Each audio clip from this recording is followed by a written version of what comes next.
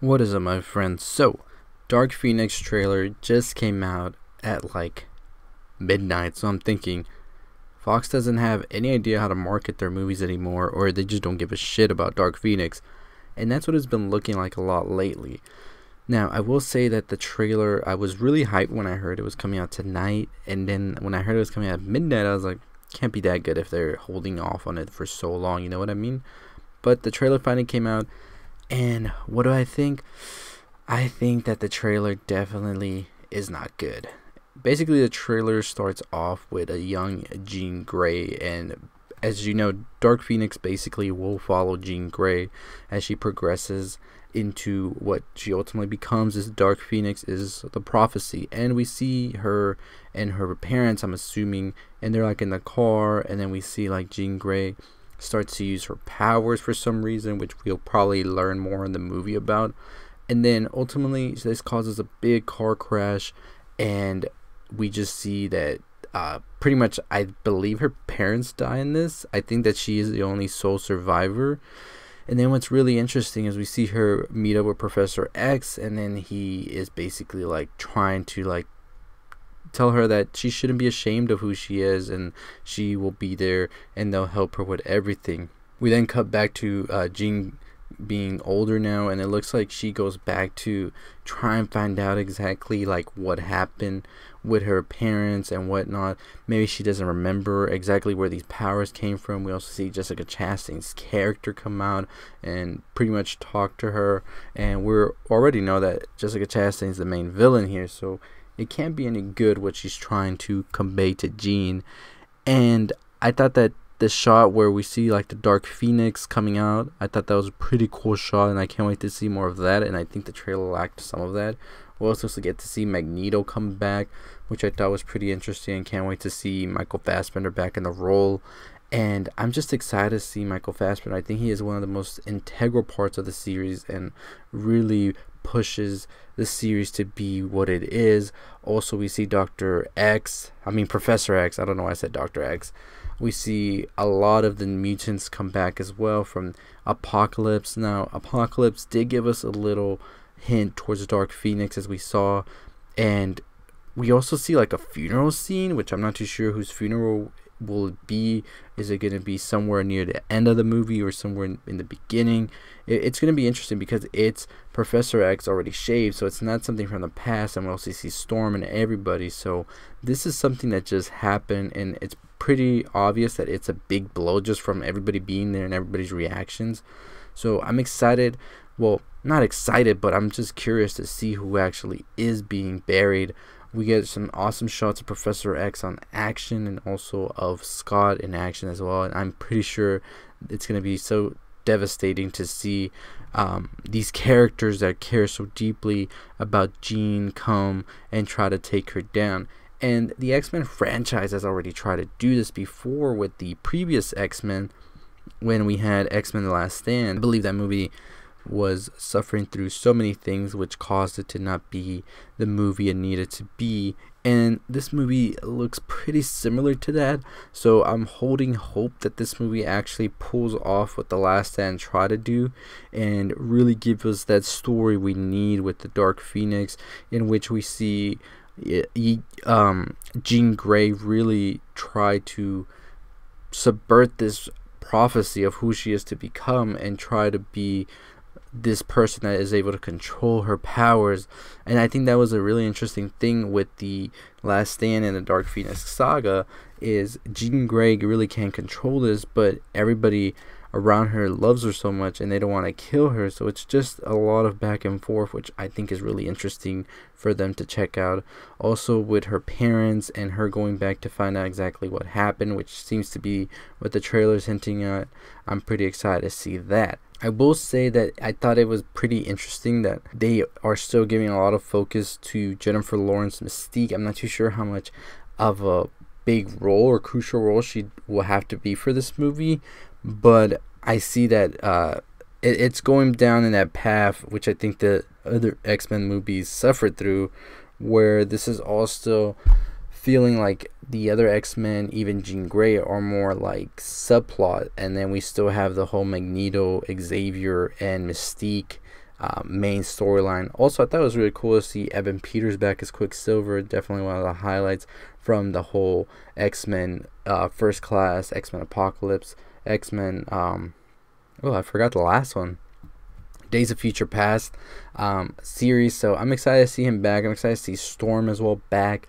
And also, I'm pretty excited to see what else they'll be introducing into these movies. And supposedly, this is going to be the last movie before, like, Marvel really heads in there and starts rebooting the X-Men. So I'm wondering, like, is this even a movie that's necessary to come out anymore, especially after the merger and everything? Because whatever storylines they have in this movie, it's going to have to wrap up with this movie, you know, because these characters are going to be in another, like Marvel. They're going to be with Marvel now. So I'm pretty sure that the storyline in Dark Phoenix is not going to translate well to where we are with the Avengers right now, because it would just not make sense at all, unless, like, why wouldn't the Avengers ever, like, try to intervene, especially with Apocalypse? So it's pretty interesting, the situation that Disney and Marvel are in, where they have to put these characters into their universe now. But then we have movies like Dark Phoenix coming out, which either has to pretty much, like, end the franchise for good. And I the only way I can see that is if the Dark Phoenix just blows everything up or everybody dies in this movie, because otherwise it just leaves all these open possibilities to what can happen. And only other thing I can think of is using the multiverse or something like that to explain why all of this is happening. But like I said, the trailer, I just didn't get something that was like in my head sticks. Like, I was like, that shot, I need to see it in theaters now. It all felt very generic, and like we've seen it before. Like I said, it's something that looks really reminiscent to the Dark Phoenix plot in Last Stand, especially with the house blowing up and all of that, Professor X. And I don't know, I just hope that they aren't doing that and they're giving us something special, something new that we haven't seen before. But like I said, these characters are going back to Marvel and Disney, so I'm not too sure just how much they're really trying with this movie, because I feel like they had this movie already planned and they started making it, then the merger happened, and then they had reshoots, and then they were just like, okay, so we're putting our all into this movie, but what's the point if this is going to be pretty much like where the movie cuts off? And as we know, they did have more plans for the X-Men in the future before the merger and everything happened, so I'm pretty sure that they had some storylines where they wanted to go and like branch out after this movie, but it looks like it's not happening anymore.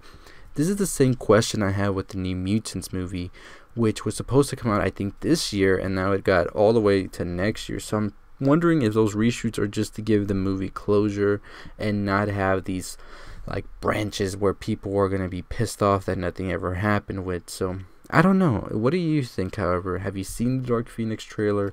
What did you like about it? And are you excited for the X-Men coming back to Marvel? Or would you have loved to see these X-Men from Fox try and do more in future installments after Dark Phoenix? As I said, I'm in the middle of it. I think Dark Phoenix just doesn't look as appealing as I wanted it to be.